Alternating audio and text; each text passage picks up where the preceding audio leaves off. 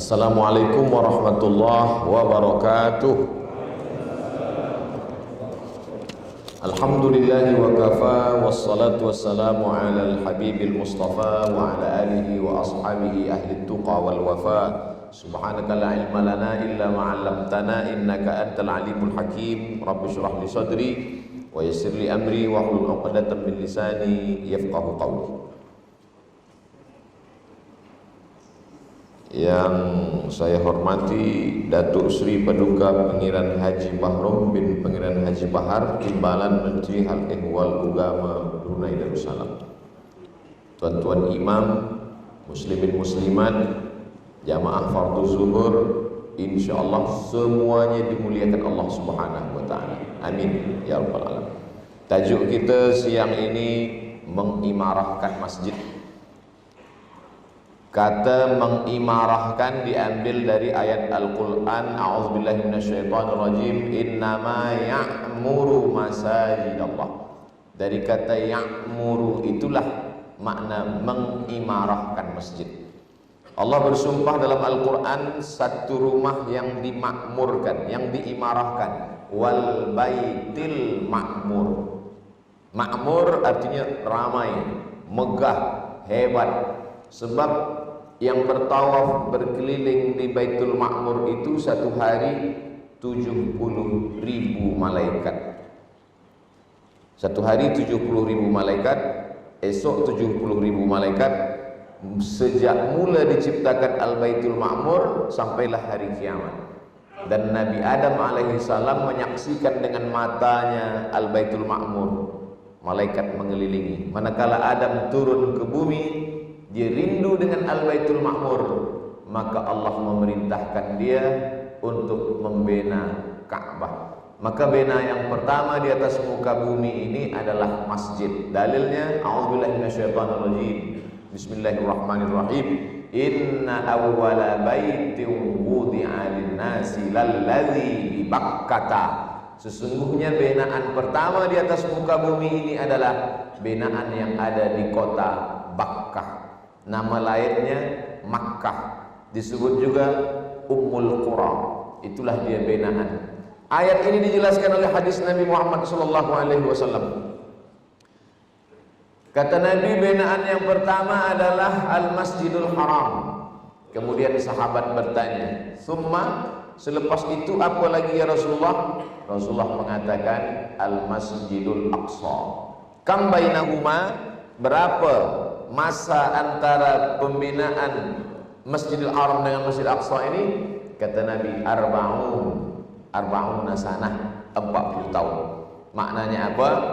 Yang pertama, binaan di atas muka bumi adalah masjid.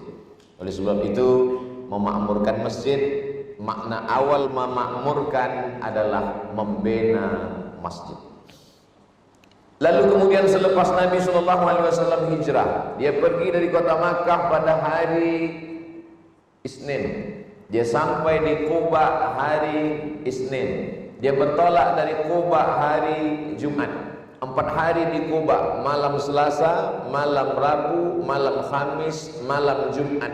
Berdirilah satu masjid. Itulah dia Masjid Quba. Mudah-mudahan kita diberikan selalu kesempatan sehat badan, murah rezeki untuk bersolat di Masjid Quba. Orang Makkah melaksanakan tawaf, sa'i, tahallul. Orang Madinah jauh 400 km, dia tak boleh melaksanakan umrah. Maka kata Nabi SAW, siapa yang solat sunat 2 rakaat di Masjid Quba, maka dia sama seperti orang yang melaksanakan umrah. Sesiapa sahaja yang melaksanakan salat sunat 2 rakaat di Masjid Quba, maka dia sama seperti orang yang melaksanakan umrah. Tapi hari ini banyak jamaah umrah yang tak salat di Masjid Quba sebab waktu habis untuk ambil gambar selfie. Lepas Ustaz bagi tazkirah baru dia ingat. Nah, ini maknanya kita ambil pelajaran, tidak hanya setakat sebatas melihat binaan masjid, tapi ada hikmah-hikmah di balik itu. Nabi bila dia sampai di suatu kawasan, dia bina masjid. Maka berdiri tegaklah Masjid Quba. Hari Jumat Nabi pergi ke kota Yasrib. Nabi ubah nama Yasrib menjadi Al-Madinah Al-Munawwarah. Nama lainnya Tibah, baik. Yang sebelumnya tak baik, nama tak elok, dirubah Nabi menjadi Al-Madinah Al-Munawwarah Tibah.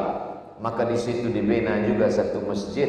Itulah dia Masjid Nabi Muhammad yang kita sebut dengan Al-Masjidun Nabawi. Ma baina baiti wa mimbari. Bila kita menghadap ke arah kiblat, mimbar Nabi, rumah Nabi di sebelah kiri. Ma baina baiti wa mimbari, antara rumahku dan mimbarku, radatun min riyadil jannah, satu di antara taman-taman surga. Ma baina baiti, antara dinding rumahku, kamar Nabi bersama Sayyidatuna Aisyah Ummul Mukminin. Sebab di situ ada pintu. Mula-mula tiang pertama di samping kubur Nabi namanya Ustuanatus Sarir.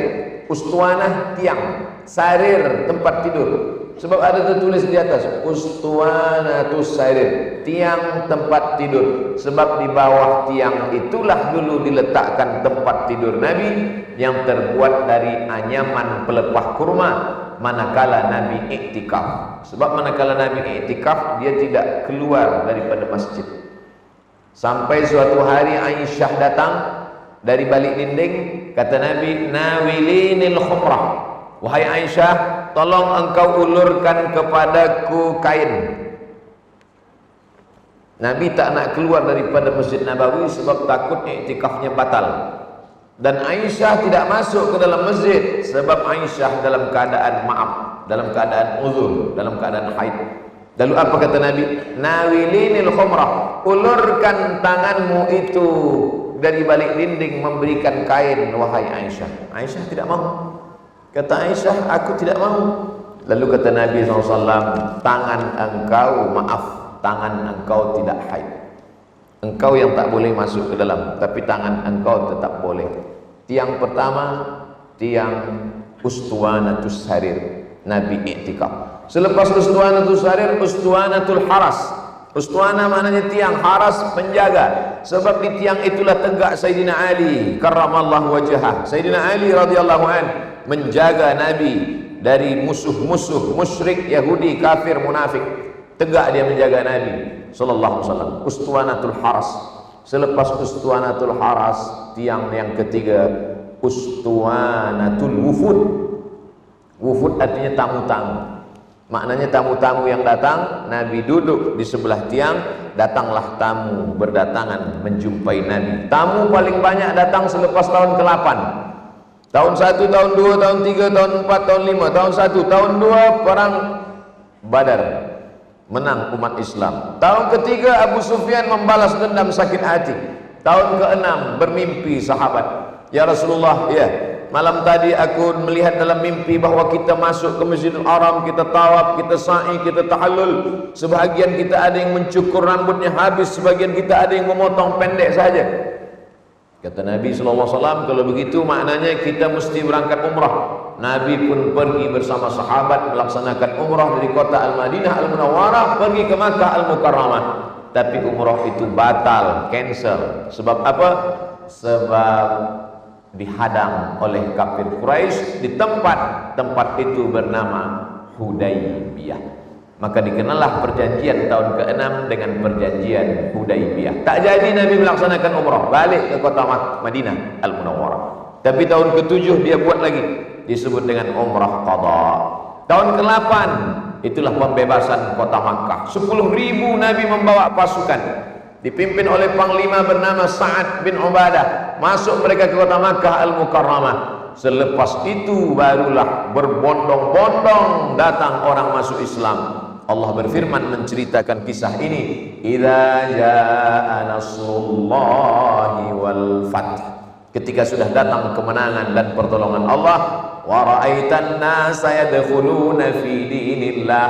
Kau lihat mereka datang masuk dalam agama Allah, bukan 1, bukan 2, bukan 5, bukan 10, afwaja, afwaja, berbondong-bondong, berkelompok-kelompok, berjamaah-berjamaah datang.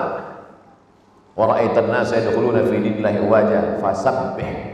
bihamdi rabbika wastaghfir innahu kana tawwaba. Selepas tahun ke-8 itulah berdatangan mereka ke kota Al-Madinah Al-Munawwarah masuk Islam, dan Nabi menyambut mereka di tiang masjid. Apa maknanya? Masjid bukan setakat tempat sholat, tapi masjid juga adalah tempat iktikaf. Tapi jangan sebab saya sampaikan tadi ada tiang tempat tidur Nabi, esok semua bawa tempat tidur ke masjid. Masjid sebagai tempat iktikaf. Makanya masuk ke dalam masjid, nawaitu sunnatal iktikaf lillahi ta'ala. Begitu kata ulama-ulama mazhab Syafi'i, bila nak masuk masjid, nawaitu sunnatal iktikaf. Dulu di tiang Masjid Nabawi sebelah kiri, bila kita masuk dari pintu Babus Salam, ada tiang sebelah kiri, tertulis di atas, nawaitu sunnatal iktikaf, aku berniat sunat iktikaf. Tapi bila hari ini, esok pagi tuan puan pergi ke Masjid Nabawi, tengok tulisan sudah tak ada lagi. Yang tertulis di situ la ilaha illallah. Sebab mereka melarang melafazkan niat. Talaffuz bin niat bid'ah wa kullu bid'atin dhalalah wa kullu dhalalatin finnar. Akhirnya tulisan itu dibuang, padahal sebenarnya dalam mazhab Syafi'i kita melafazkan niat. Maka di sebagian masjid-masjid kita tetap ada tulisan nawaitu sunnatal i'tikaf, nawaitul i'tikaf fi hadzal masjid. Maka selama kita mendengar tazkirah dari mulai salat tadi datang masuk hinggalah kita keluar nanti, semuanya tetap mendapatkan pahala i'tikaf insyaallah. Amin ya rabbal alamin. Lalu kemudian masjid pada masa Nabi sallallahu alaihi wasallam hanyalah binaan persegi 4 saja. 22 meter dari dinding kamar bilik Nabi sampai ke mimbar, dari mimbar pula ke belakang 15 meter, 22 meter. Itulah yang disebut dengan raudhatun min riyadil jannah. Disitulah Nabi melaksanakan sholat. Masa itu mihrab belum ada lagi. Binaannya hanya 4 lurus saja. Mihrab maju ke hadapan seperti ini, baru ada renovate Masjid Nabawi. Datanglah seorang arsitek dari Damaskus, Suriah. Dialah yang pertama kali membuat mihrab. Mihrab datang belakangan. Mihrab datang belakangan selepas ada arsitek yang datang daripada Damaskus, Suriah. Lalu kemudian masa itu belum lagi ada kubah. Kubah datang belakangan. Masa Nabi SAW atapnya hanyalah pelepah-pelepah kurma, lalu kemudian tiangnya hanyalah batang-batang kurma, dan dindingnya hanyalah batu-batu saja. Lalu bila datang kubah datang manakala umat Islam sampai ke kota Bizantium. Kota Bizantium pada masa Greek dibina oleh seorang kaisar bernama Bizan, maka dia buat nama dia Bizantium. Lalu kemudian selepas itu datang seorang kaisar Kristen bernama Konstantin. Dia ubah dari Bizantium menjadi Konstantinopel. Selepas itu abad ke-15 datang seorang bernama Muhammad Al-Fatih. Dia ubah dari Konstantinopel menjadi Istanbul.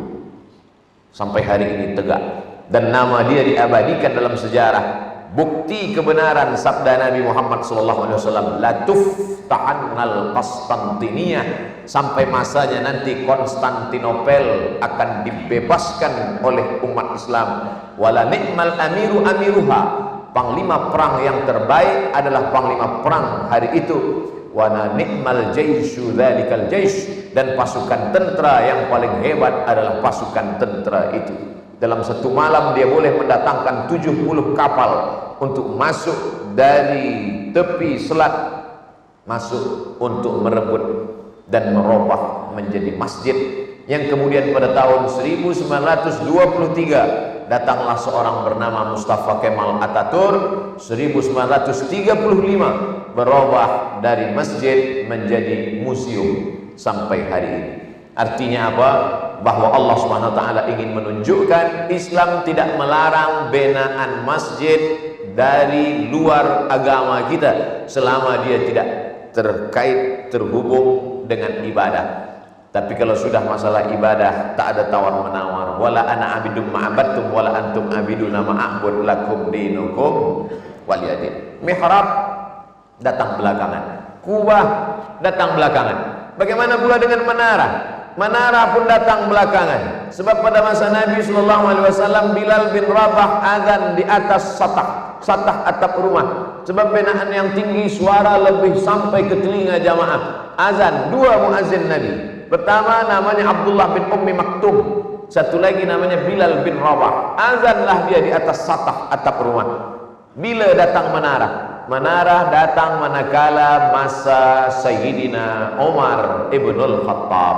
Umar ibnul Khattab membebaskan negeri bernama Mesir, Misra. Allah menyebut kata Mesir dalam Al-Quran, idkhulu Misra insyaallah aminin. Selepas itu mereka sampai ke sebuah kota yang dibina oleh seorang kaisar bernama Alexander the Great. Kota itu bernama Alexandria, Al-Iskandariyah. Di sana berdiri sebuah tiang besar, di atasnya ada api. Tempat api itu dalam bahasa Arab disebut dengan manarah. Nar, api, manarah, tempat api. Lalu kemudian umat Islam melihat ini tempat api, cantik, indah, tinggi. Apinya dibuang, muazzin naik ke atas, lebih tinggi, lebih elok, suara lebih sampai. Maka diambillah manarah, diletakkan di tepi masjid sebagai tempat muazzin naik ke atas. Muazzin naik ke atas, dia memandangkan azan, suaranya tinggi sampai kepada jamaah. Dari kata manarah, tempat api, berubah menjadi menara masjid. Dulu muazzin naik ke atas, sekarang muazzin di bawah, suara dia di atas. Lama-lama nanti kita khawatir muazzin tak ada lagi, tinggal suara saja, recording. Nauzubillah. Oleh sebab itu maka muazzin kita ajar musabaqah azan. Supaya apa? Supaya masjid kita cerita 60 menit, 30 menit awal ini masalah memakmurkan masjid, binaannya dulu. Islam tidak melarang kita membuat lantai masjid. Padahal dulu lantai masjid zaman Nabi SAW adalah pasir saja. Makanya dalam riwayat khaliful Yahud, hai orang beriman, bezakan diri kamu dengan orang Yahudi. Orang Yahudi kalau dia sembahyang, dia tak pakai kasut, dia tak pakai selipar. Maka kata Nabi, khaliful Yahud, bedakan diri kamu dengan orang Yahudi. Maka mereka salat di dalam Masjid Nabawi memakai selipar, memakai khuf, kaki dia tertutup. Mana dalilnya? Nabi menjadi imam, makmumnya sahabat. Manakala Nabi salat menjadi imam, Allahu Akbar. Di tengah salat itu Nabi membuka seliparnya, Nabi buka. Sahabat yang melihat Nabi semuanya membuka. Selepas itu pun salam, Assalamualaikum warahmatullahi, Assalamualaikum warahmatullahi. Nabi tengok ke belakang, banyak betul selipar. Kenapa awak buka? Kata Nabi, kenapa kamu buka? Kata sahabat menjawab, tadi masa kami sembahyang, kami tengok engkau buka, maka kami buka pula. Kata Nabi, aku buka sebab tadi datang Jibril. Kata Jibril alaihissalam, itu di selipar kau ada najis, maka aku buka. Kamu tak ada najis, kenapa kamu buka? Apa pelajaran dari satu hadis ini? Pertama, bahwa Masjid Nabawi awal-awalnya adalah pasir, tidak berlantai. Yang kedua, bahwa saat sholat kita boleh melakukan suatu perbuatan di luar gerakan sholat kalau memang darurat. Ad-darurat tubihul mahzurat. Yang ketiga, bahwa sahabat Nabi itu mengikut Nabi, dia tak tanya-tanya. Sahabat Nabi mengikut Nabi, sami'na wa ata'na. Kami dengar, kami ikut, kami tengok, kami buat, tak ada tanya-tanya. Tak ada tanya, masa Nabi buka, Nabi tak ada tanya. Ya Rasulullah, kenapa engkau buka? Tak ada. Sami'na wa ata'na. Begitulah ketundukan, kepatuhan, ketaatan mereka kepada Rasulullah sallallahu alaihi wasallam. Tapi kenapa hari ini masjid berubah? Masjid ada mihrabnya, masjid ada kubahnya, masjid ada menaranya, masjid ada lantainya. Selepas lantai dia bagi hambal, cantik. Islam tidak melarang kita memakmurkan, membina masjid sedemikian indah. Bagaimana hukum menuliskan khat? Bismillahirrahmanirrahim. Mathalul ladzina yunfiquna amwalahum fi sabilillahi kamathali habbatin anbatat sab'a sanabil. Perumpamaan orang yang menginfakkan hartanya di jalan Allah seperti satu biji, kemudian menumbuhkan 7 cabang. Dalam satu cabang tumbuh 100. Tulis keliling. Menurut mazhab Maliki makruh hukumnya menulis tulisan di dinding. Lama saya berpikir, kenapa mazhab Maliki memakruhkan tulisan di dinding?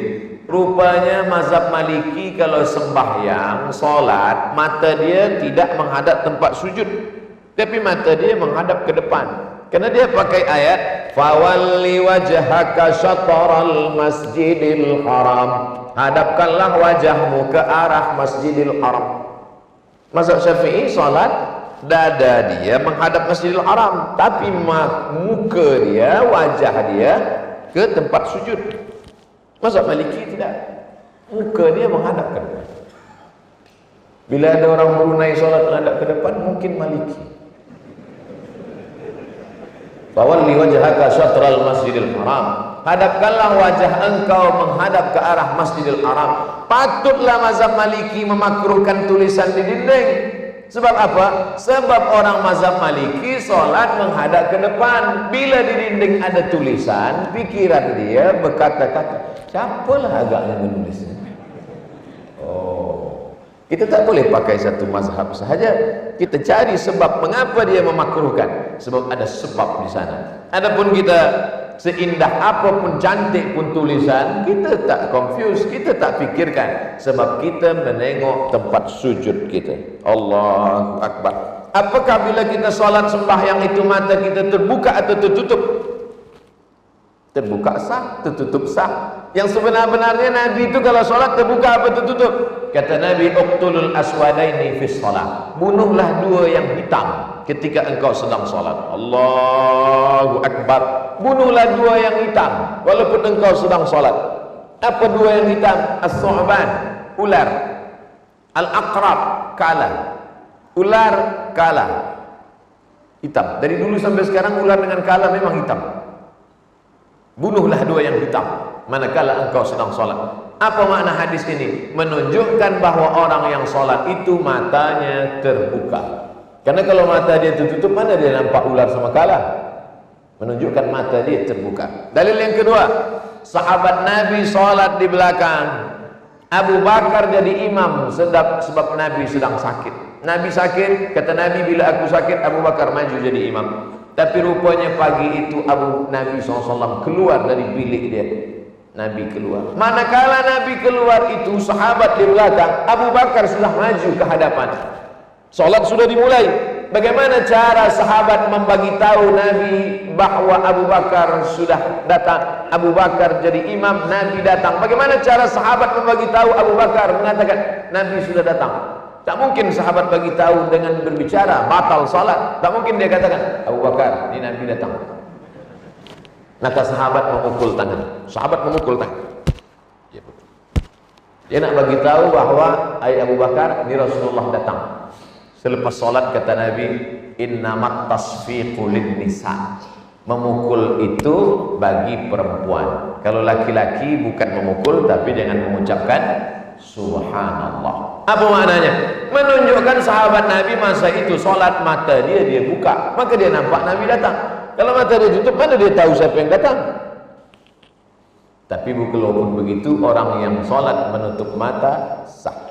Ustaz Somad, sahkah orang yang solat matanya tertutup? Sah. Kalau tidur, batal. Sebab dia hilang ingatan.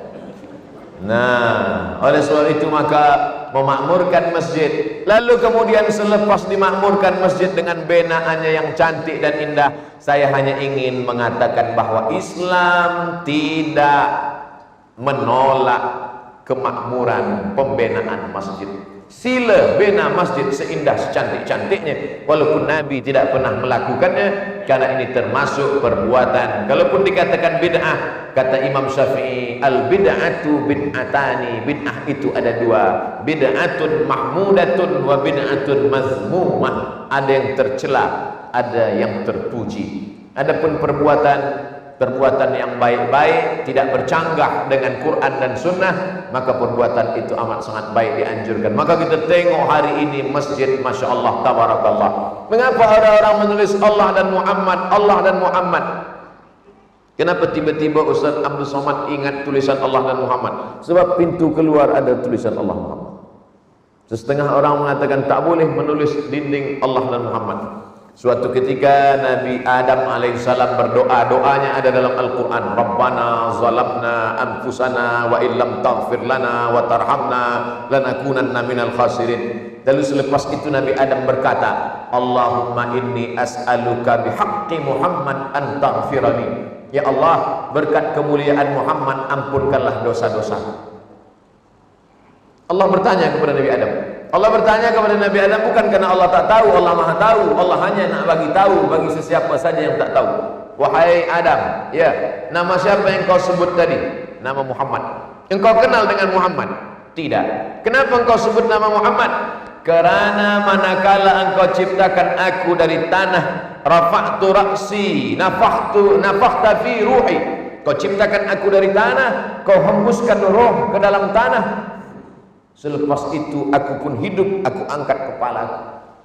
Aku lihat ada tertulis nama di tiang arsy. Nama bersanding dengan nama engkau, Allah Muhammad. Tidak mungkin ada nama orang, nama makhluk bersanding dengan nama engkau kalau dia tiada kedudukan yang mulia. Pastilah dia mulia. Maka aku bertawassul dengan menyebut namanya, memohon supaya engkau ampunkan aku. Nabi Adam berdoa kepada Allah menyebut nama Muhammad sallallahu alaihi wasallam. Sahihkah hadis ini? Hadis ini dibahas panjang oleh Sayyid Muhammad Alawi bin Abbas Al-Hasani Al-Maliki dalam kitab Mafahim Yajib an Tusahhah. Ini menunjukkan bahwa menulis Allah Muhammad di dinding adalah mengikut tulisan yang ada di tiang-tiang arsy. Karena tertulis di sana lafaz Muhammad sallallahu alaihi wasallam. Ketika memandangnya kita pun berselawat Muhammad sallallahu alaihi wasallam. Ketika memandang ayat-ayat ini kita pun mengambil pelajaran dan iktibar. Ketika memandang tulisan-tulisan yang kita ingat adalah Allah. Ketika memandang tulisan yang cantik dan indah, kita ingat tangan kita sama. Tapi kenapa yang keluar dari tangan dia cantik, yang keluar dari tangan kita cantik juga, cuma tak macam itu.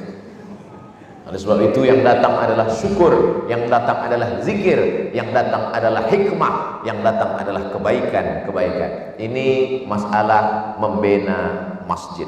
Masjid besar, masjid cantik, masjid bagus, masjid yang baik, semakin semangatlah orang datang untuk melaksanakan solat berjamaah. Kalau kita tengok hari ini, Masya Allah, tabarakallah, selepas pembinaan masjid yang sedemikian cantik dan megah, maka yang paling penting bagian yang kedua adalah makna memakmurkan masjid. Bukan physically masjid, bukan lantai masjid, bukan tiang masjid, bukan menara masjid, bukan kubah masjid. Tapi yang kedua adalah meramaikan dengan solat berjamaah. Bagaimana orang supaya datang solat berjamaah ke masjid? Di antaranya menjadikan halaqah, majelis ilmu.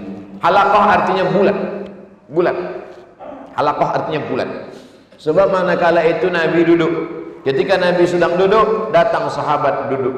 Sahabat duduk, maka mereka membuat bulat lingkaran, duduk halaqah. Maka berkembanglah halaqah. Ada halaqah Abdullah bin Abbas. Dia yang didoakan Nabi, Allahumma faqihhu fid din wa 'allimhu ta'wil. Ya Allah, dalamkan ilmu agamanya, ajarkan dia pemahaman Al-Quran. Maka duduklah tabi'in di samping Abdullah bin Abbas. Ada namanya Imam Ad-Dhahhak, ada namanya Mujahid, ada namanya Ikrimah. Ketika dia menyampaikan hadis-hadis Rasulullah SAW, la yazni zani hina yazni wa huwa mu'min. Orang yang berzina tidak akan berzina kalau dia beriman. Wa la yashrabu syaribu hina yashrabu wa huwa mu'min. Orang yang minum khamar tidak akan minum khamar kalau dia beriman. Abdullah bin Abbas menyampaikan hadis itu, murid-murid dia mendengar. Salah satu dari murid dia namanya Ikrimah. Tapi masa itu bukan hanya guru berbicara, tapi ada soal jawab. Abdullah bin Abbas menyampaikan hadis, Ikrimah mendengar, Ikrimah bertanya.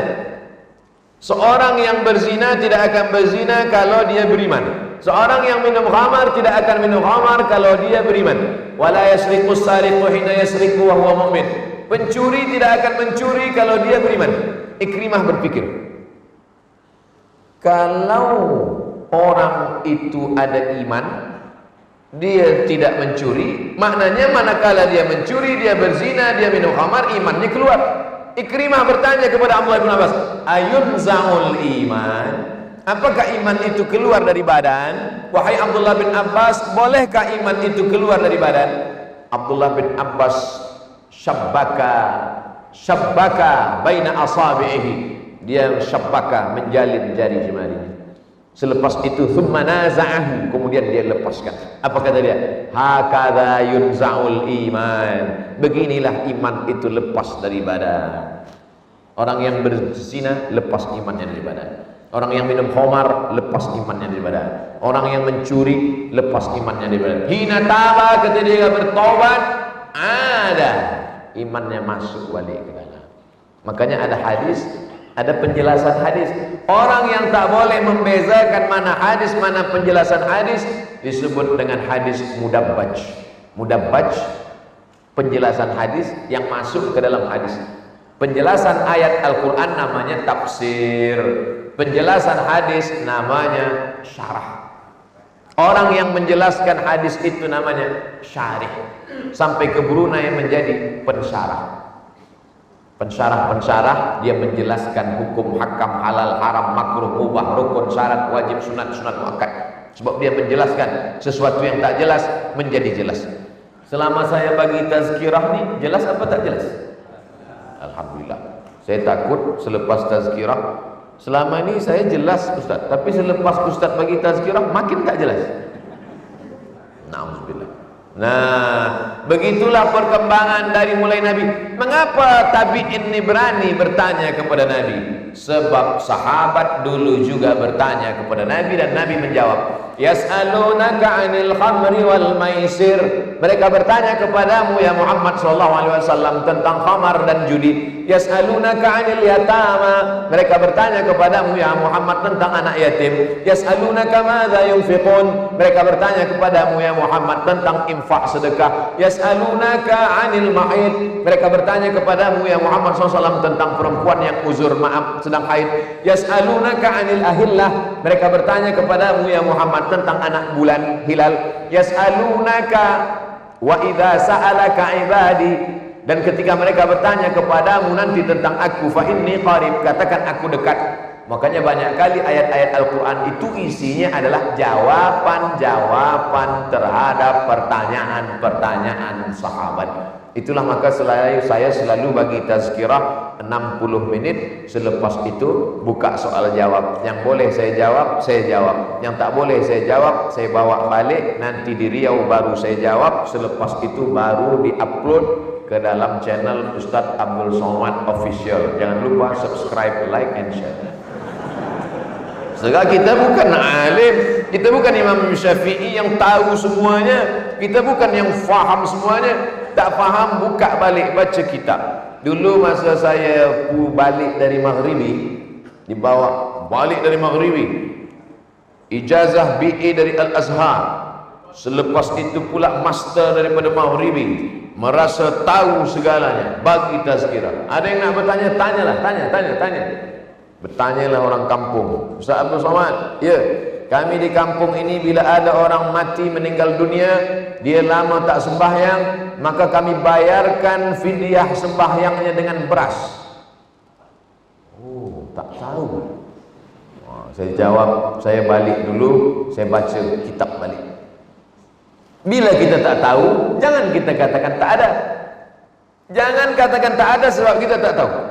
Ustaz Abdul Somad, bolehkah orang yang mati itu sembahyang dia tinggalkan kita bayarkan dengan beras? Tak ada tu. Itu tak ada. Rupanya ada, kita tak tahu.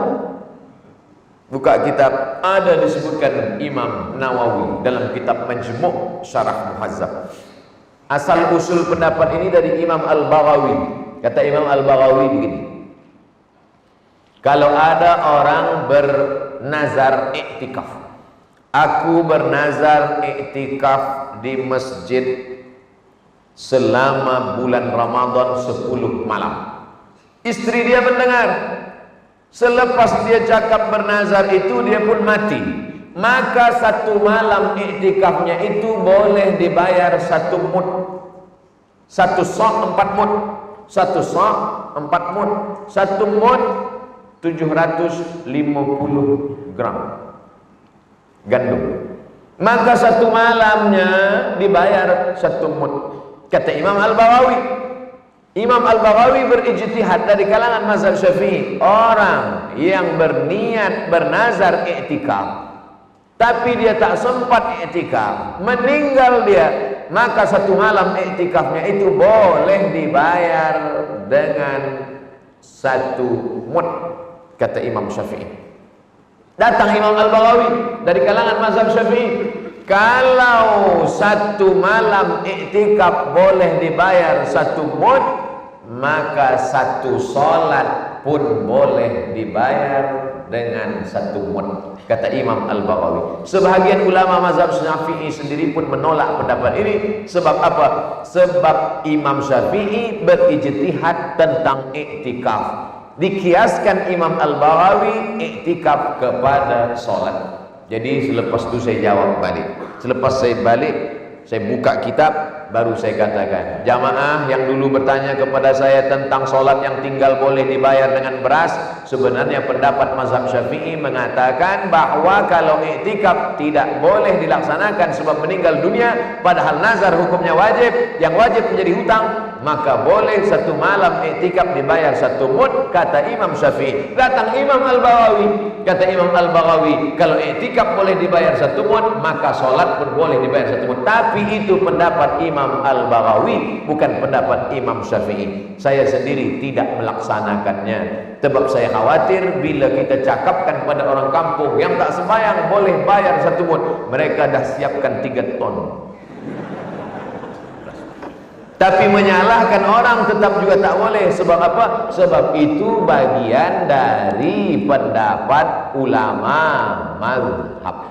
Kita jelaskan, tapi kita katakan saya tidak mengamalkan. Ini adalah cara jalan yang paling baik. Wa idza sa'alaka, kalau ada orang bertanya, kita jawab sesuai dengan pengetahuan yang ada di kepala kita, yang pernah kita dengar, yang pernah kita baca, yang pernah kita pelajari dari tuan-tuan guru kita. Begitulah masjid menjadi ramai. Sebab apa? Sebab ada soalan, ada pertanyaan.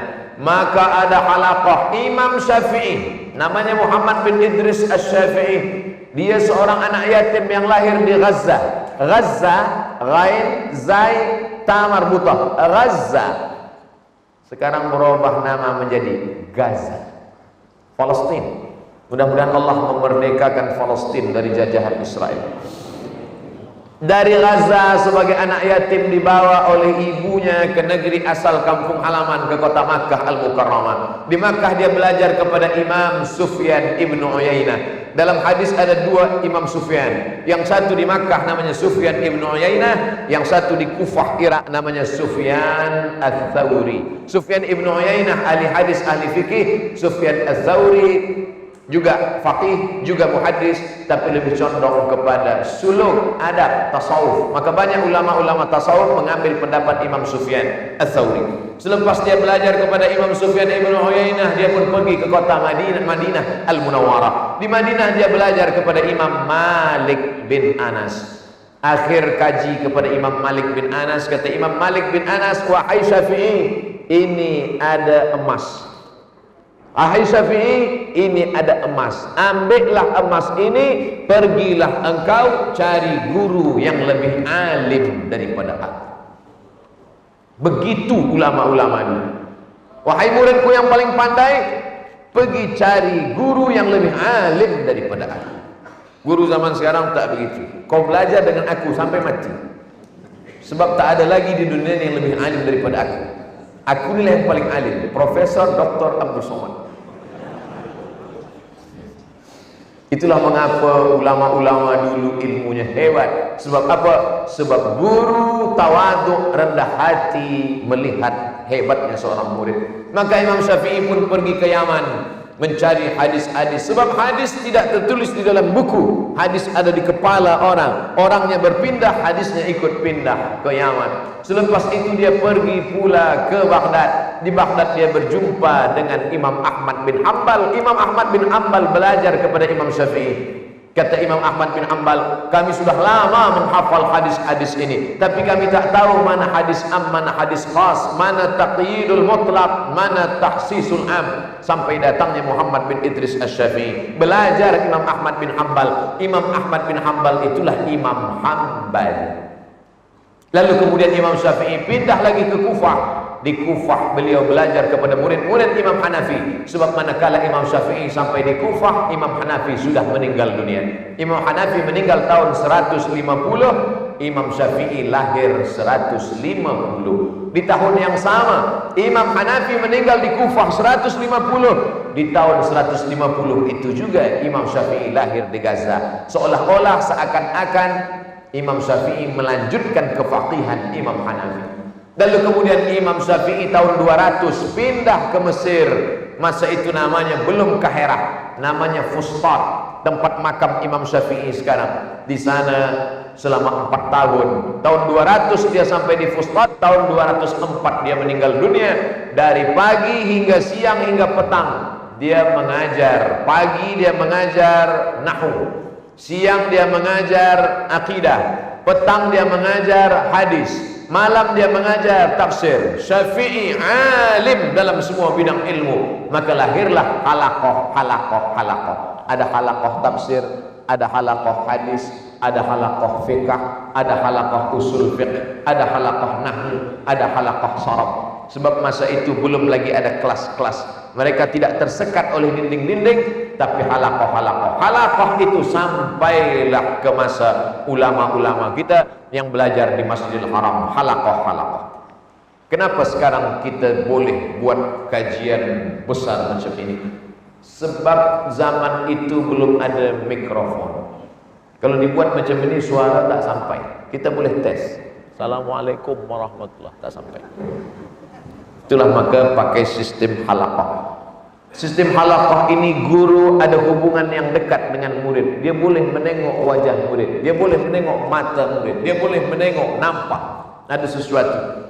Maka hubungan yang sangat dekat. Halaqah. Kita kalau ingin memakmurkan masjid, halaqah mesti dihidupkan lagi. Mesti ada halaqah baca kitab Arba'in Nawawi. Selepas khatam Arba'in naik kepada kitab Riyadhus Shalihin. Selepas khatam Riyadhus Shalihin baca kitab Al-Azkar. Selepas Al-Azkar pindah pula ke kitab Bulughul Maram. Selepas Bulughul Maram baca syarahnya Subulus Salam ditulis oleh Imam San'ani. Selepas khatam barulah naik ke Jawahirul Bukhari. Selepas itu baru baca Sahih Bukhari. Khatam Sahih Bukhari barulah baca pula kitab Fathul Bari syarah Sahih Bukhari. Mengaji, membaca kitab, salah satu memakmurkan masjid-masjid kita. Itulah yang dilakukan oleh para ulama dulu. Seorang lelaki bernama Muhammad bin Ismail bin Ibrahim bin Al-Mughirah bin Bardizbah Al-Bukhari, muda belia, umur 16 tahun, pergi melaksanakan haji dari Bukhara sekarang Uzbekistan, sampai dia ke kota Makkah Al-Mukarramah, sampai di Masjid Nabawi. Dia di samping makam Nabi. Ini mimbar Nabi, itu dinding bilik Nabi. Dia berhenti sejenak di samping makam Nabi. Kemudian dia tertidur.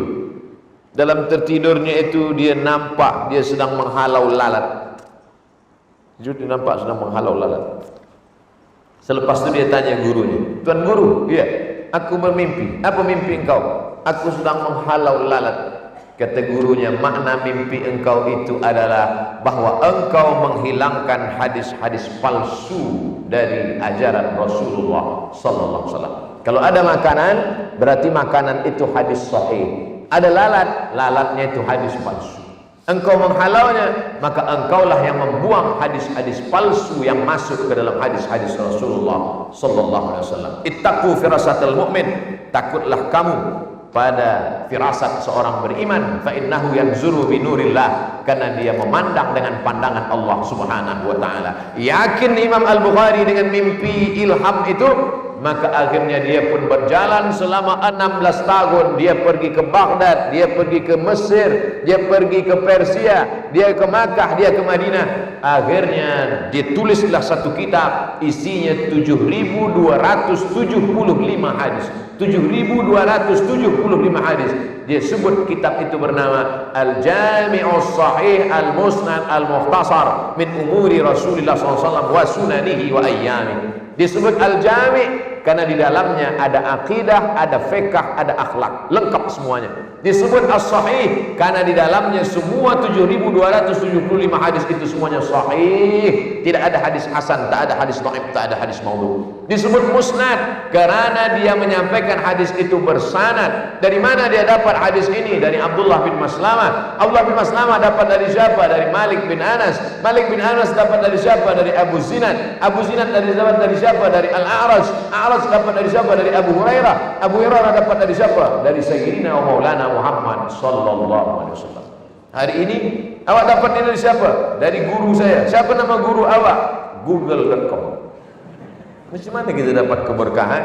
Tak berguru. Man la syaikha lahu fasyaitanu syaikhuhu. Siapa yang tak berguru maka syaitanlah gurunya. Lalu kemudian disebut Al-Jami' As-Sahih Al-Musnad, tapi dia sebut Al-Mukhtasar. Mukhtasar, ringkasan. Tidak semua hadis sahih ada dalam Sahih Bukhari, tapi semua hadis Sahih Bukhari adalah hadis sahih. Saya ulang sekali lagi. Semua hadis yang ada dalam Sahih Bukhari adalah hadis sahih, tapi tidak semua hadis sahih ada dalam Sahih Bukhari. Hadis sahih ada dalam Musnad Ahmad bin Hanbal, hadis sahih ada dalam Muwatta Malik, hadis sahih ada dalam Musnad Tayalisi, hadis sahih ada dalam Musannaf Ibni Abi Syaibah, hadis sahih ada dalam Sunan Ad-Darimi, hadis sahih ada dalam Sunan Abi Dawud. Tapi tidak semua hadis sahih ada dalam Sahih Bukhari Muslim. Maka dia sebut mukhtasar min umuri Rasulullah SAW wa sunanihi wa ayyami. Umur, semua perkara-perkara Rasulullah, wa sunanihi, sunnah-sunnah Rasulullah, wa ayyami, hari-hari Rasulullah. Bagaimana Rasul makan, bagaimana Rasul mandi, bagaimana Rasul salat, bagaimana Rasul puasa. Tidak ada dalam Al-Quran Nabi salat subuh 2 rakaat. Tak ada. Tak ada dalam Quran bagaimana Nabi minum. Tak ada. Tak ada dalam Quran bagaimana Nabi melaksanakan haji tawaf 7 putaran, sa'i 7. Tak ada.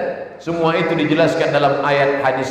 Apa kata Allah? Wa anzalna ilaika dzikra, kami turunkan kepada engkau Al-Quran litubayyina linnas, supaya engkau jelaskan isi dan maknanya. Penjelasan isi itu ada dalam hadis. Di mana mengkajinya? Dikaji di masjid. Alhamdulillah. Masjid kita tidak hanya sebagai tempat solat, tapi masjid kita juga sebagai tempat talabul ilmi. Man kharaja fi talabil ilmi, siapa yang keluar rumah dengan niat menuntut ilmu, fahuwa fi sabilillah, maka dia sama seperti orang yang berjihad fi sabilillah hatta yarji'a, sampai dia pulang ke rumah semuanya mendapatkan jihad fi sabilillah. Hari ini Masya Allah saya sedang berhadapan dengan mujahidin fi sabilillah. Amin.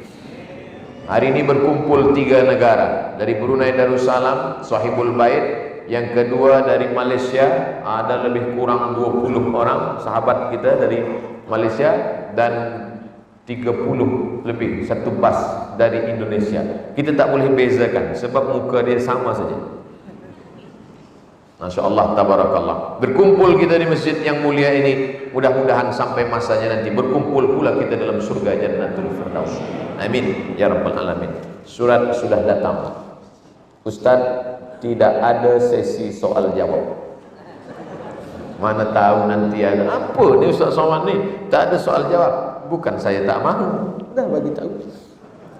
Saya sampaikan sampai pukul 2. Tadi saya start pukul 1, kita sampaikan sampai pukul 2. Sama di mana-mana saya bagi tazkirah 60 menit sesuai yang tertulis di tempat air minum, 600 ml. Membina masjid kata orang susah, tapi yang lebih susah adalah meramaikan masjid dengan solat berjamaah di tempat lain.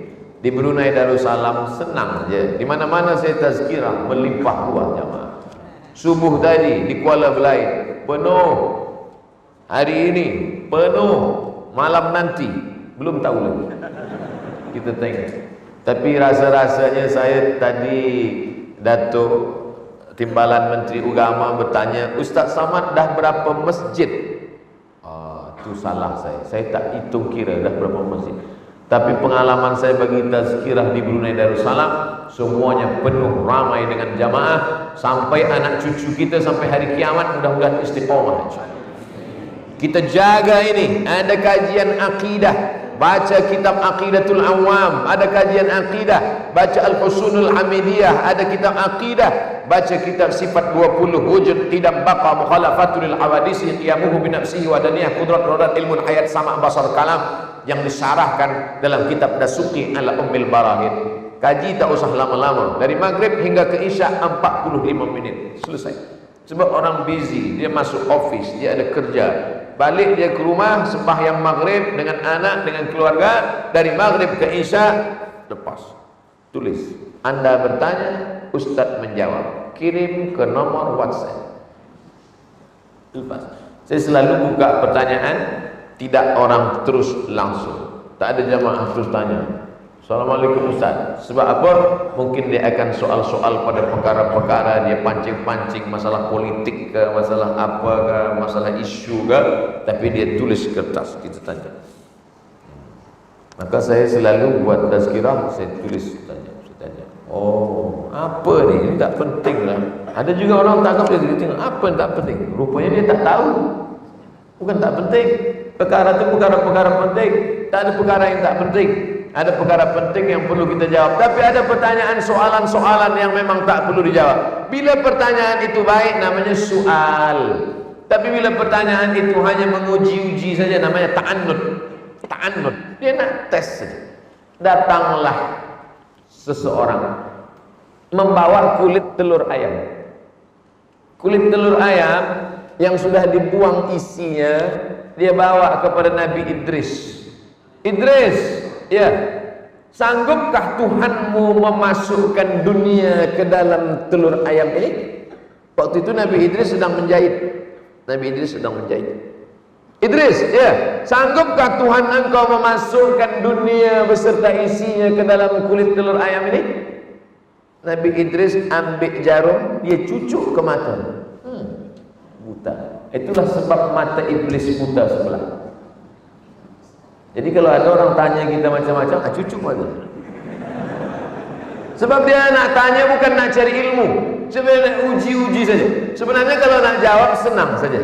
Sanggupkah Allah memasukkan dunia ke dalam kulit telur ayam? Sanggup. Bagaimana caranya? Dunia dia buat kecil, atau kulit ayam, telur ayam itu dia buat besar.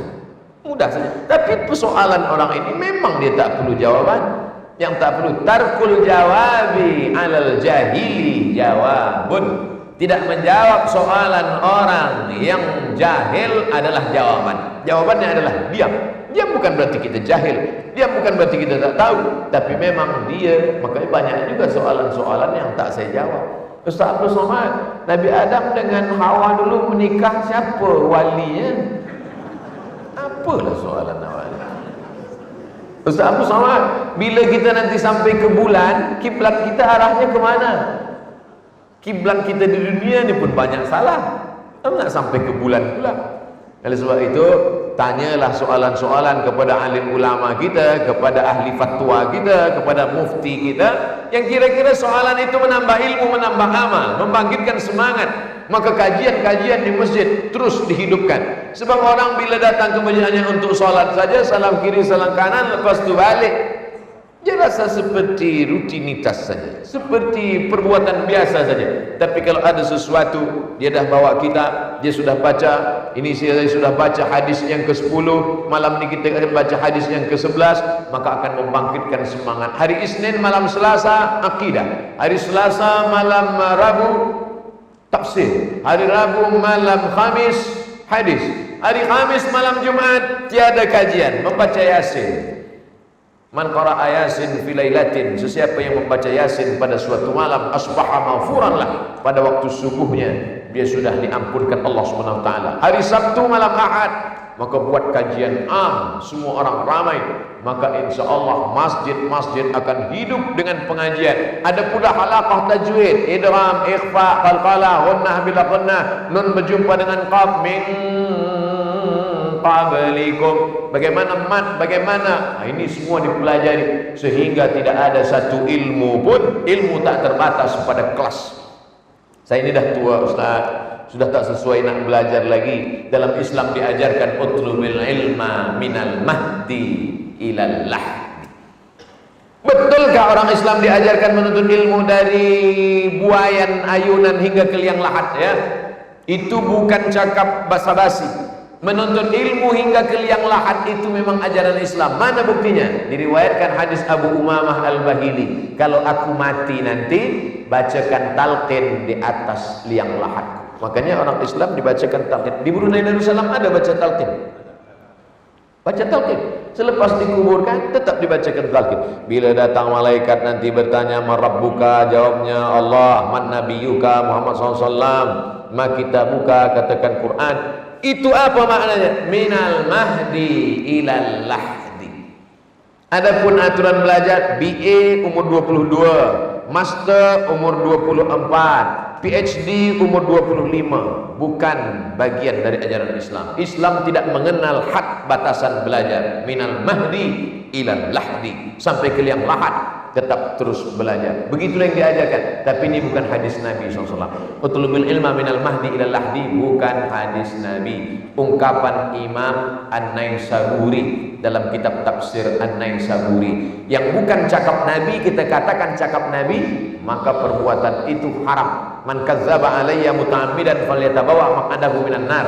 Siapa yang mengatakan yang bukan cakap Nabi, dia katakan sabda Nabi, siapkanlah tempat duduk dari api neraka. Dari mana kita tahu ini hadis Nabi, ini bukan hadis Nabi? Dengan mengkaji hadis-hadis sunnah-sunnah kepada para ulama-ulama kita. Ulama kita banyak di University Islam Sultan Syarif Ali, di Kupus College University Perguruan Agama Islam, di University Bandar Seri Begawan, di University Brunei Darussalam di Bandar Seri Begawan, di College Tahfiz Quran. Maka belajar kepada ulama-ulama. Dulu Imam Bukhari pergi menyeberang Laut Merah sampai ke Kahirah, sampai ke Fustat.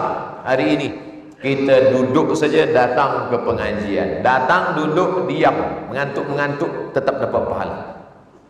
Tak ada kesulitan, tak ada kesusahan untuk belajar menuntut ilmu. Bersyukur kita boleh dipertemukan di majlis yang baik ini, di dalam masjid yang penuh rahmat dan barakah ini. Majtama'a qaumun fi baitin min buyutillah, sekelompok orang berkumpul di rumah Allah, tak ada kerja lain. Yatsluna kitab Allah, yang dia baca ayat-ayat Allah.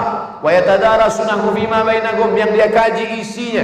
Duduk berkumpul di rumah Allah, membaca ayat-ayat Allah, Al-Quran, hadis Rasulullah, mengkaji isinya, kitab tafsir, hadis para ulama fiqh.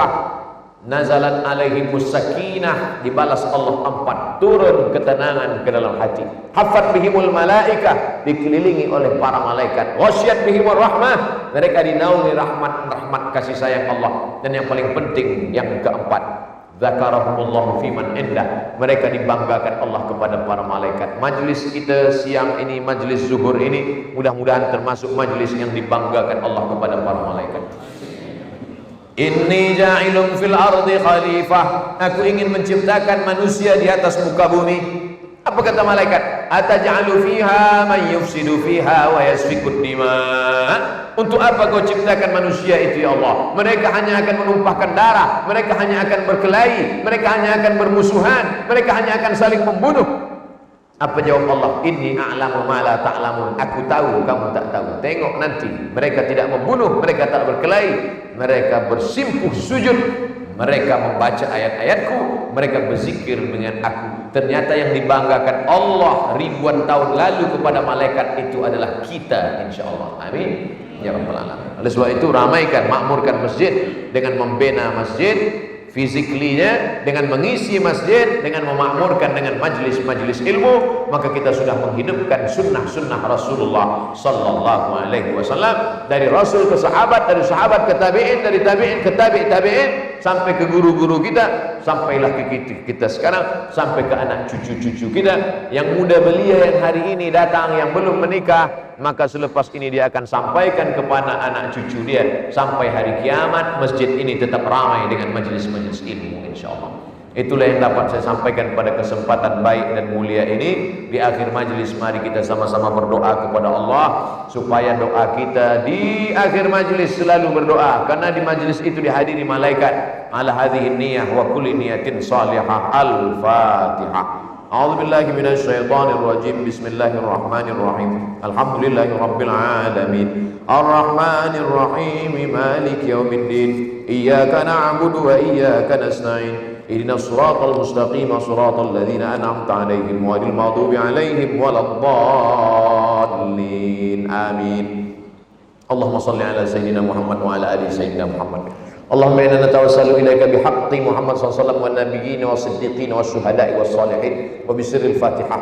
Kami memohon kepada Engkau ya Allah dengan kemuliaan Nabi Muhammad sallallahu alaihi wasallam, dengan kemuliaan surat Al-Fatihah, an tuyassir lana umurana, mudahkan segala urusan kami ya Allah, wa tufarrij kurubana, lepaskan kami dari segala musibah ya Allah, wa tuballigh maqasidana, sampaikan segala maksud hidup dan mati kami ya Allah, wa taghfir lana ma madha, ampunkan segala silap salah dosa kami ya Allah, wa anta ja'al abna'ana wa banatina minas salihin was salihat, jadikan anak keturunan kami orang yang soleh-soleh, min huffazil Quran, mereka menjadi para penghafal Quran, minal mujahidina fi sabilik bi amwalihim wa anfusihim, mereka akan menolong agamamu dengan harta dan nyawa serta kuasa mereka di masa akan datang ya Allah. Allahumma ahyina bil iman, hidupkan kami dengan iman, wa amisna bil iman, matikan kami dengan iman, wa adkhilna minad dunya ma'al iman, keluarkan kami dari dunia ini membawa iman, wa adkhilnal jannata ma'al iman, masukkan kami ke dalam surga bersama Nabi Muhammad SAW membawa iman.